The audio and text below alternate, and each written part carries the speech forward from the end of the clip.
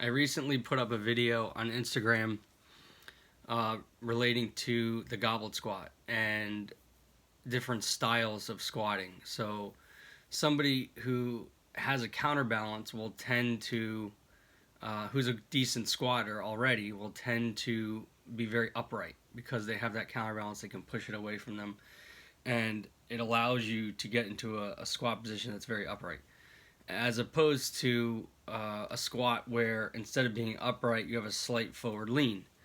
So in the past, I've seen many different types of squats like this, and I've come to realize that if you if you take somebody who's a pretty good squatter and has that straight upright squat with the counterbalance, and you have them forward lean just a little bit, they start to feel their core fire. They start to feel more abs in the hole when they're down there, which in my opinion is a better squat. This could be argued, and it was, because a lot of people thought that what's wrong with, I got messages saying, what's wrong with an upright squat?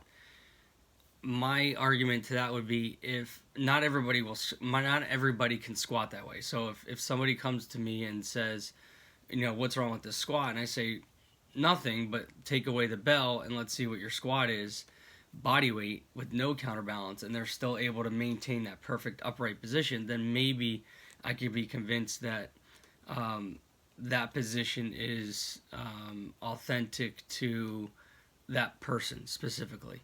But if we take this a step further and they show me a bodyweight squat and they have that forward lean, which most people do without a counterbalance, I'm gonna say that to me is a better squat. It's, in my opinion, it's more of an authentic squat for that particular person. I think a lot of people naturally want to have a forward lean in their squat than an upright. You'll see this, and this is all based on populations too.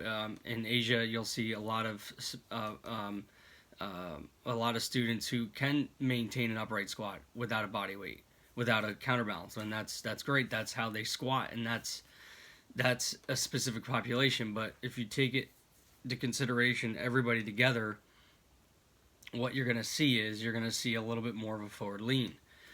So I had an instance where I had a student who had this type of squat. He was very upright with the bell, and I said, all right, why don't we just try leaning forward a little bit? And I asked him what he felt, and he immediately said, I felt more abs than I did the first one. So that's sort of what inspired me to do that video. Maybe not necessarily the best platform for it. I think YouTube probably would have been a better platform for it than a story, but it did cause a lot of people to ask questions, which is good. So I think it's worth it to talk about and discuss and try to create sort of a discussion about it and see, not necessarily who's right or wrong, because I don't think there's necessarily a right or wrong. I just think that there may be a better way for most people to squat. Now, if we take this a step further and we talk about barbell squatting, that's a whole different animal. In a barbell squat, if you watch barbell squatters that are really good, whether it's low bar, high bar, it doesn't really matter. You're gonna see a forward lean. Because it's simple physics. You need the load to be over the center of your body, and if it's not over the center of your body, you're not going to get up out of the hole. So someone who has a very upright squat, which I do, I have a very upright squat. In fact, my goblet squat looks more like my front squat in a barbell position. I still have a forward lean. So I need that bar placement to be directly in the center of my body. If I were to put a bar on somebody who squats perfectly vertical like that, they'd fall backwards because the bar and the load is behind them, not over them. So when you're talking about a goblet squat, and that's why I use the goblet squat as an example, is because it's something that you see, because that counterbalance, people love to use it because they can get upright. But I don't know if they're actually hitting, I don't know if they're taking it a step further and understanding that, is this the way I really squat?